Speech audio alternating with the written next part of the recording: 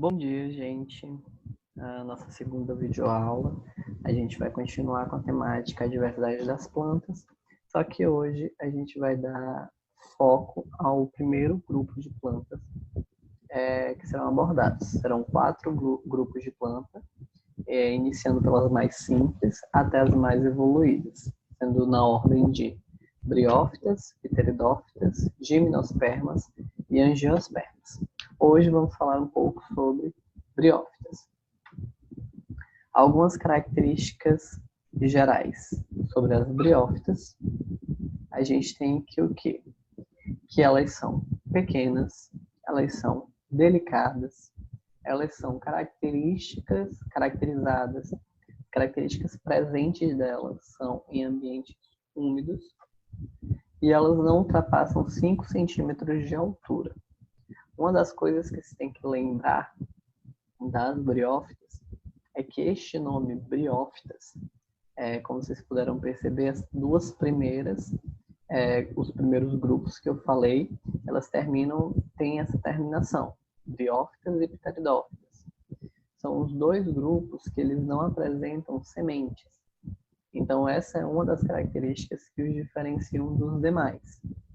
Outra característica referente à briófita é que brio, do grego, que significa musgo. E musgo é uma das plantas que são caracterizadas deste grupo. São um grupo em que os musgos estão inseridos.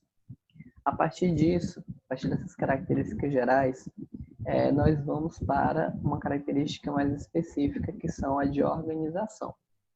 Outra coisa que faz com que as briófitas elas façam parte de um grupo separado dos outros grupos, além de ser considerado o grupo mais simples dentro de todas as plantas, isso se dá pelo fato de elas serem avasculares, que eu falei no final da última aula, em que nós temos plantas vasculares e plantas avasculares. As plantas vasculares, elas contêm vasos, como se fossem nossos vasos sanguíneos, só que dentro delas tem vasos que transmitem, que transportam a seiva bruta e a seiva elaborada. Já nas briófitas não existem vasos, elas não têm como transportar seiva. Então, toda a respiração e a alimentação delas é absorvida do solo e transportada por difusão de célula por célula. Por isso, que uma das características que eu falei no slide anterior é que elas não passam de 5 centímetros, pois imagina uma árvore de célula por célula conseguir levar da raiz até a ponta da última folha os nutrientes que ela precisa. Não daria tempo, ela morreria muito rápido, então não tem condições a briófita atingir altas alturas, altas altitudes, porque elas não possuem vasos condutores de seiva. Só voltando antes da gente entrar nas divisões, que vocês podem ver aqui ao lado, vocês relembrarem algumas questões de taxonomia, que taxonomia é a organização de todos os seres vivos e espécies. Nós temos uma taxonomia dividida em reino, filo, classe, ordem, família, gênero e espécie. Quando eu falo no reino das briófitas, eu estou falando no reino plant. E quando eu falo em filo, eu entro nos filos daqui, que elas são divididas. Elas são divididas em 3 principais filos, que são briofita, hepatofita e anthocerofita. Na briofita estão inseridas os musgos. Na hepatofita estão inseridas as hepáticas.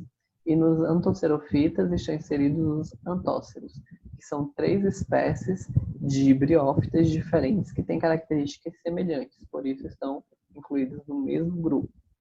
E só lembrando aqui do lado, como eu falei, nós paramos aqui em filo.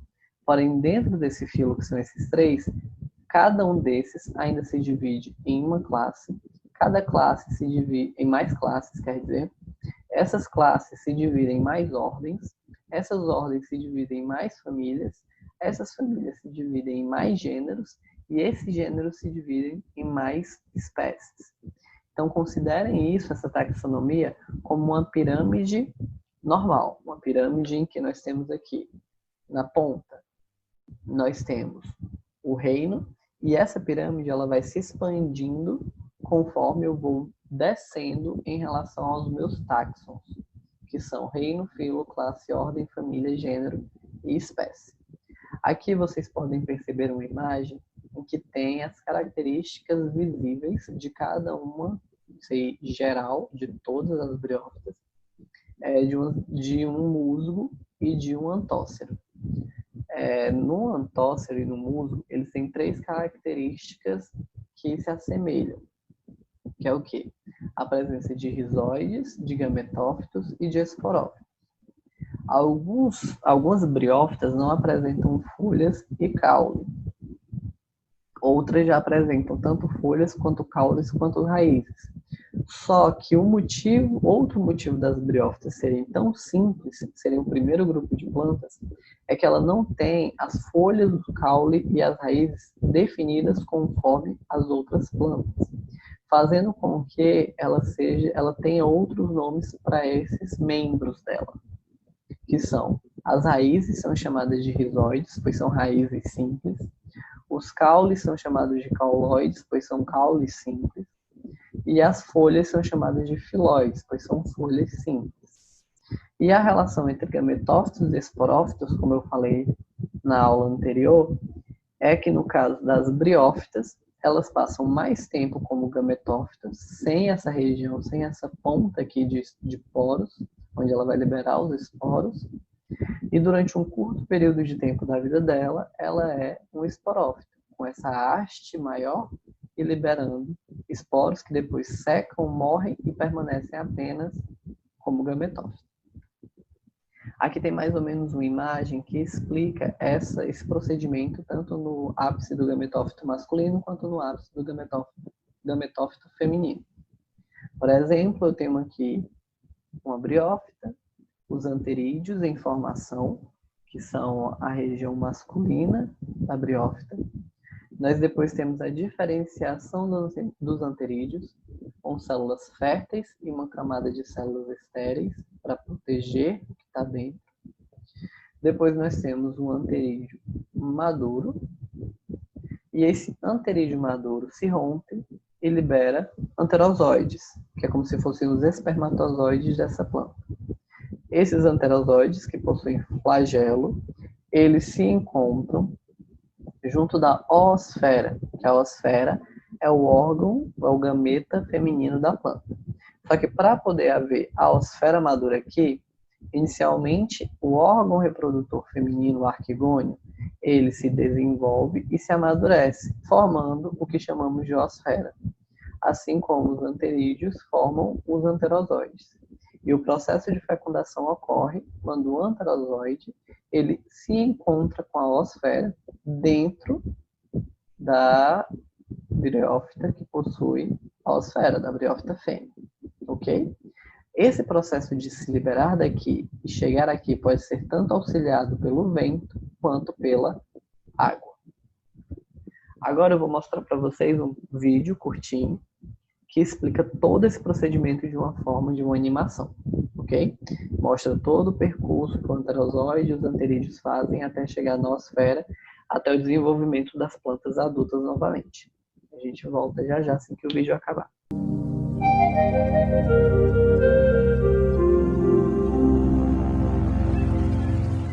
Most gametophytes are haploid, containing only one set of chromosomes.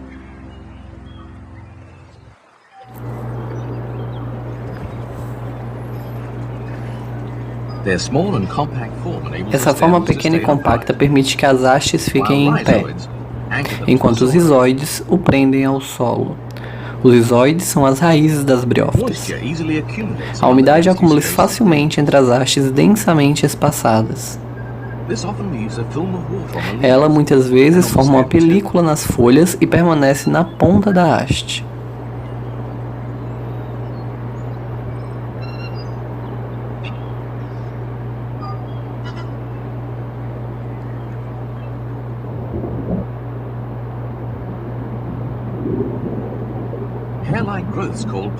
Estruturas pontiagudas chamadas paráfises ajudam a segurar a água na extremidade das folhas. Algumas hastes são plantas macho contendo estruturas reprodutivas chamadas anterídeos. Estes são os órgãos complexos constituídos de muitas células.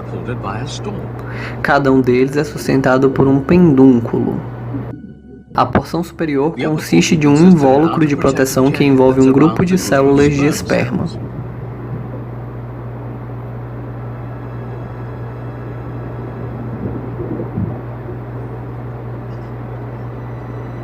No tubo de uma planta fêmea, há numerosas estruturas reprodutivas chamadas de arquegônios. O topo de cada uma consiste de um pescoço delgado. A região mediana contém uma câmara chamada ventre. A base do arquegônio é ligada ao musgo por um pendúnculo. Uma célula-ovo se forma dentro do ventre.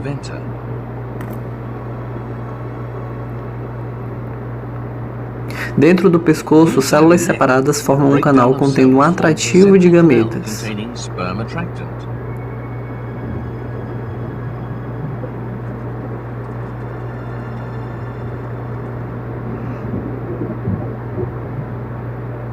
Fecundação.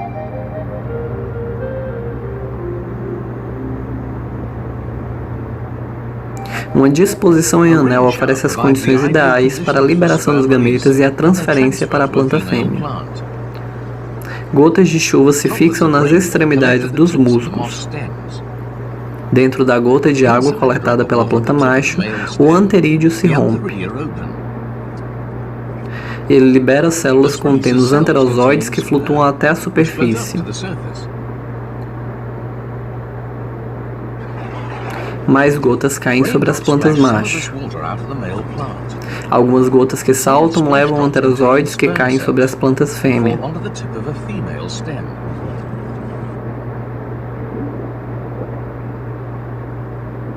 O anterozoide agora escapa de sua membrana e utiliza o seu flagelo para mover-se e encontrar a osfera.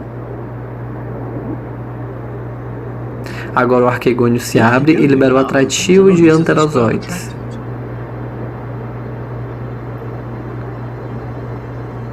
O anterozoide nada na direção da fonte do atrativo que permanece aberta.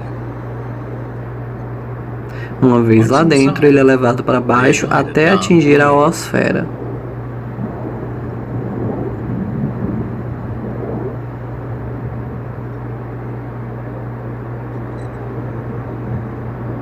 O primeiro anterozoide a chegar entra na osfera.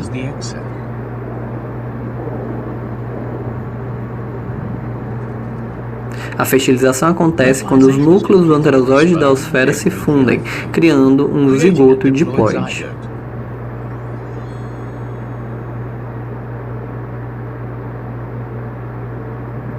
O embrião.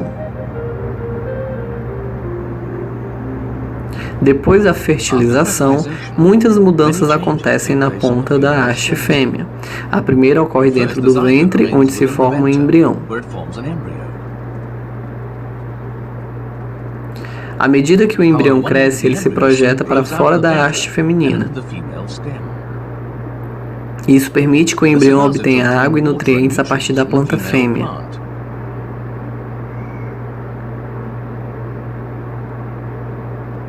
A outra extremidade do embrião cresce para cima. O ventre se expande para acomodar esse crescimento, mas eventualmente ele se parte na metade. O embrião agora forma um pendúnculo muito longo, ou haste, e então se solta do ventre para cima em direção ao ar livre. Isso resulta em uma pequena planta diploide, o esporófito ligado ao topo da planta fêmea. O esporófito.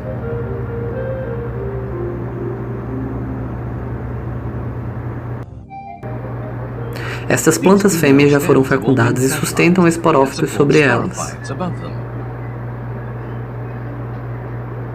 O topo de cada um deles apresenta uma pequena cápsula ou calíptera. A casca se liberta expondo uma cápsula ou esporângio.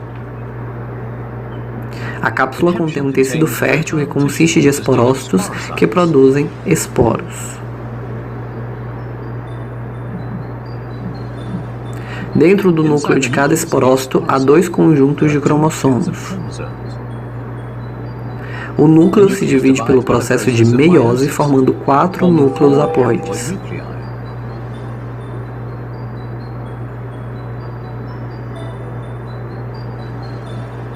Finas paredes agora se formam em volta, resultando em um grupo de 4 células, conhecido como tetraedro.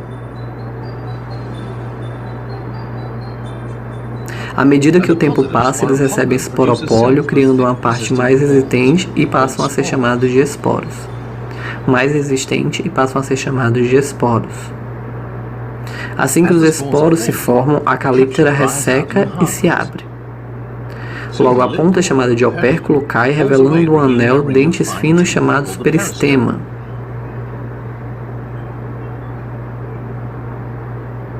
Ele rodeia a abertura da cápsula. Assim que ela resseca, ele se inclina para trás, permitindo que os esporos escapem. Uma brisa suave é tudo que eles precisam para serem carregados para longe da planta-mãe.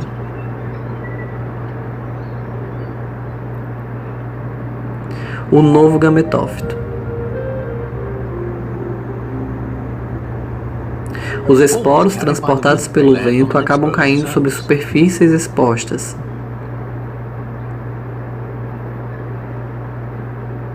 Depois de uma chuva, o esporo absorve água e germina. Mas, ao invés de se desenvolver em uma nova planta, ele forma um ramo de filamento chamado protonema.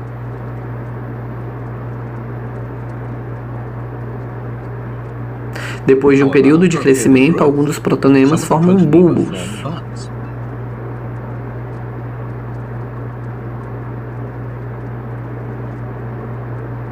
Cada bulbo permanece crescendo até transformar-se em um gametófito.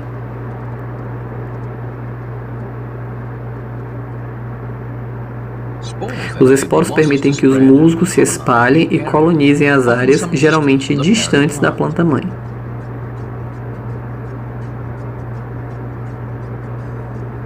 Utilizando ambos, gametas e esporos, eles são membros despretensiosos do reino das plantas, capazes de se multiplicar e prosperar. Eles são bem-sucedidos em espalharem-se desde os polos e se multiplicarem em nossas cidades ou em áreas rurais. Talvez a chave de seu sucesso seja o seu tamanho reduzido. Talvez seja devido aos seus ancestrais que remontam mais de 400 milhões de anos, em um tempo no qual as plantas dominavam o mundo. Seja qual for a razão, estas plantas nos intrigam e surpreendem os observadores mais atentos. Então, gente, voltando aqui depois desse vídeo que vocês viram, aqui tem um resumão em forma de imagem exatamente do que vocês acabaram de ver. Aqui nós temos o esporófito, que sofre meiose, forma os esporos, que são haploides, onde se libera no esporângio os esporos e vão em encontro com o arquegônio, onde estão as oosferas, que é o esporo germinando até o encontro. Esse encontro ocorre a fecundação, formação do zigoto, desenvolvimento do embrião, que já são diploides, e aí nós temos a formação de um esporófito jovem para a formação de um esporo adulto. Essa outra parte aqui é quando vai com a ajuda da água. Essa primeira aqui é com a ajuda do vento. Aí nós temos aqui com a ajuda da água, o gameta masculino, haploide, com o auxílio da água. Os anterídeos também vão em caminho do arquegônio, onde se encontram a oosfera é fecundada e o ciclo ocorre tudo de novo, certo? Então, a aula de hoje foi essa, revisando só algumas questões que foram faladas. Hoje nós falamos sobre briófitas. As briófitas são o grupo mais simples das plantas. Ela é o primeiro grupo. O que mais diferencia ela é a não presença de vasos. Ela é avascular. Todo o processo de alimentação e respiração dela é feita por difusão de célula por célula. Por essa característica, ela não consegue atingir grandes alturas, ficando até no máximo 5 centímetros. Elas são caracterizadas por músculos, antóceros e hepáticas. E a reprodução dela é feita tanto com o auxílio da água quanto o auxílio do vento, por meio dos poros formados no esporângio, que formam anterídeos, que ligam-se com o arquegônio na oosfera, no arquegônio, e formam outra planta, conforme vocês viram no vídeo, ok?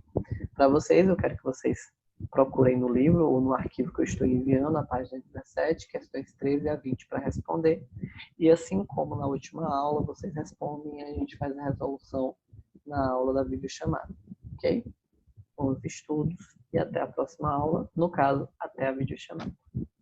Tchau!